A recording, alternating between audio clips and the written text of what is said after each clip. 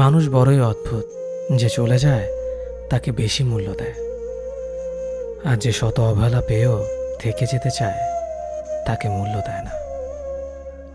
কাউকে অতিরিক্ত মূল্য দিয়ে তার কাছে নিজেকে সস্তা করে ফেলো না।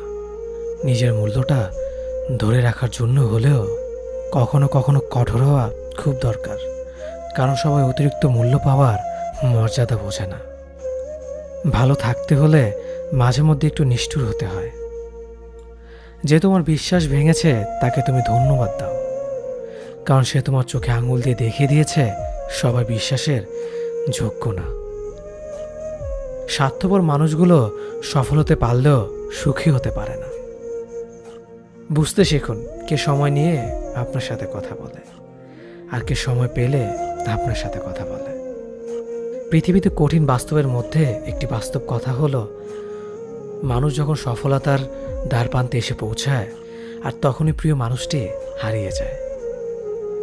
আপনি যখনই একা হয়ে যাবেন তখন আপনার পাশে থাকার মতো হাজার মানুষ খুঁজলেও পাবেন না।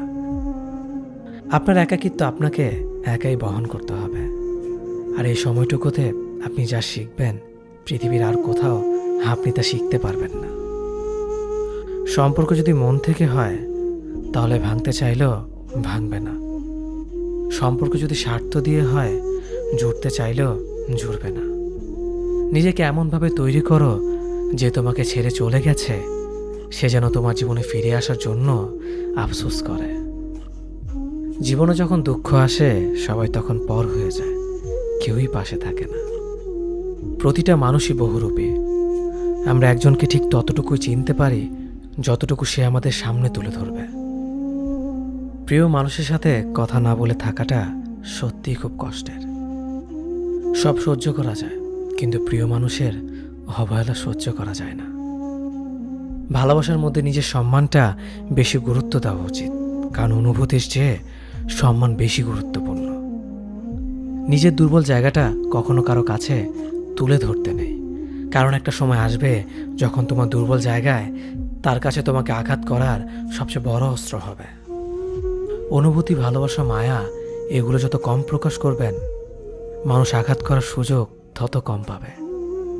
যদি তুমি গরিব হও তোমার নিজের আত্মীয় স্বজনরাও তোমায় দেখে এড়িয়ে যাবে, আর যদি তুমি ধনী হও তাহলে তোমার দূর সম্পর্কের আত্মীয়রাও রোজ দুবেলা করে তোমার খোঁজ নেবে। বেঁচে থাকার চেয়ে ভালো থাকাটা বেশি কঠিন। ইচ্ছে করলে বেঁচে থাকা যায়, কিন্তু ইচ্ছে করলেই ভালো থাকা যায় না। একটা সম্পর্ক শুধু তৈরি করলেই হয় না,